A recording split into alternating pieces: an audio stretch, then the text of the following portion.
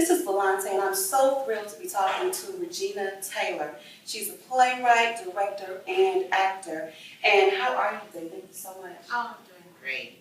Great to have you. Let's talk about what you do. How do you feel about the arts and being a playwright, director, and actor?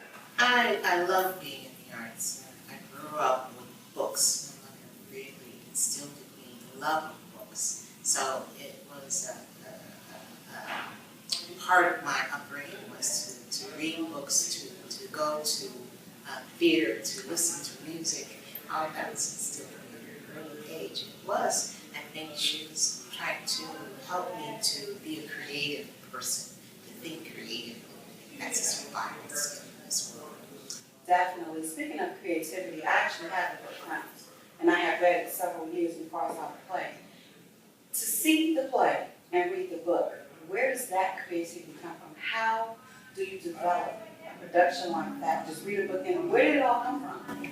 It came to me from Emily Mann, who is the artistic director of the theater in New Jersey, McCarter Theater, sent me this book and said, I'd like you to turn this into a theatrical experience. So I'm looking at this book and I recognize all of these women that I've never met before.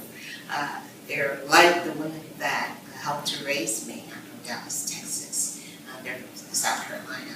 And I'm looking at these pictures and these beautiful hats and these faces and their stories are very familiar to me.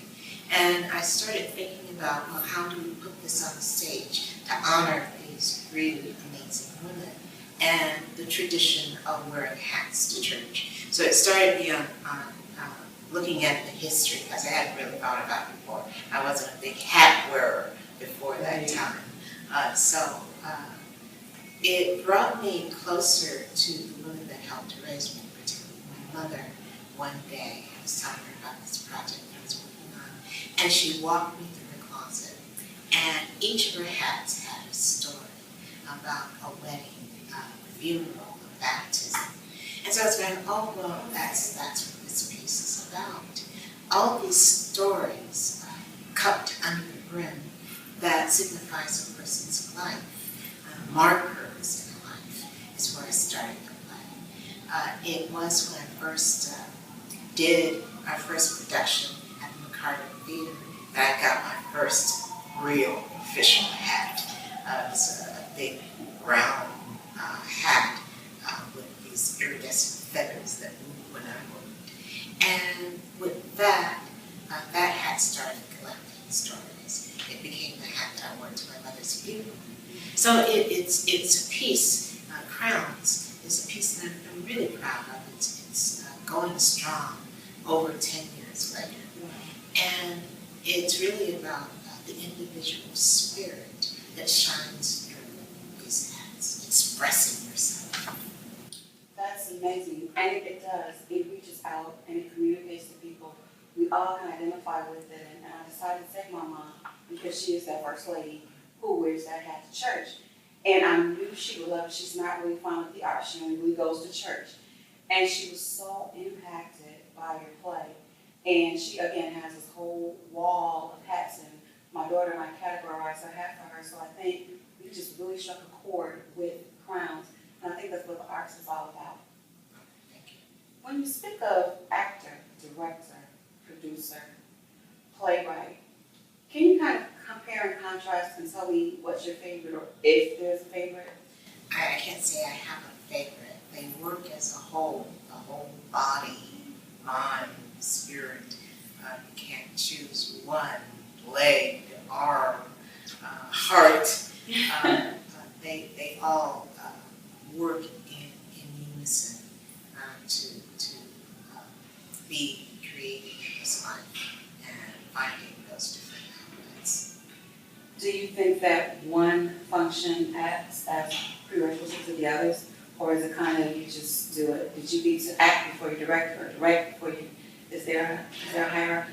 I don't know if there's a hierarchy, but they each speak to the other, and one helps you move forward with the other one. So having started out as a writer, I think then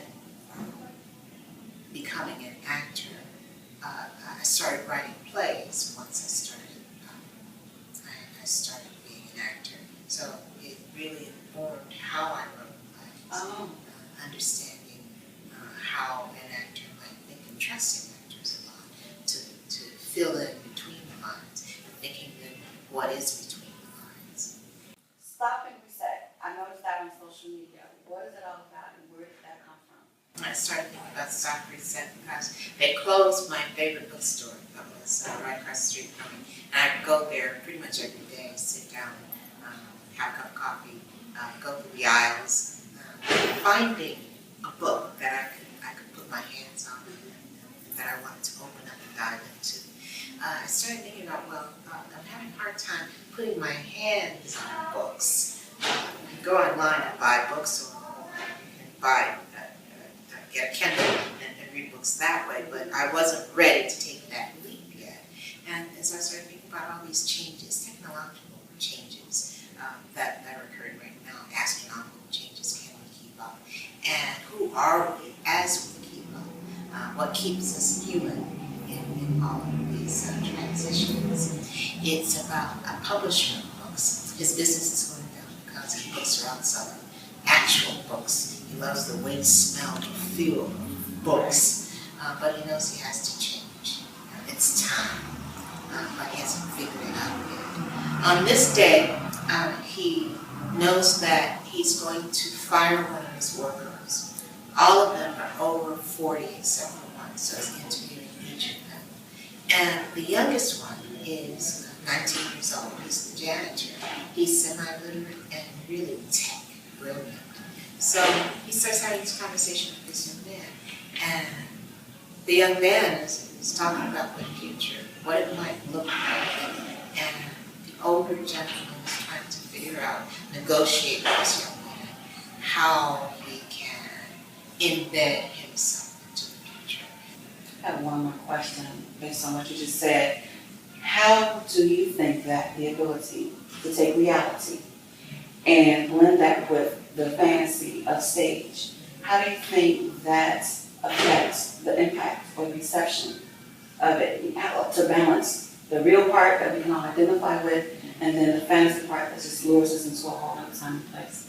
How do you think that affects what the audience feels and by, whether they come back or like it or review it well? How do you think that works? I think with theater is about, from the very beginning, people gathering around the fire and telling stories. And you want to share those experiences with someone else, those experiences that touch you, move you, change you.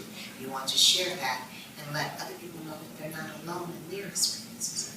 It's as simple as that in terms of organically what theater is about for me. Sharing that, being able to have that flesh-to-flesh contact in terms of play, sharing life. With that, you have storytelling, you have music, you have lights, you have, or just simply a person on the stage, or around the fire. That's the simple element of it. And there has to be some element of truth to it. And that's where it hits us. That's what makes us laugh.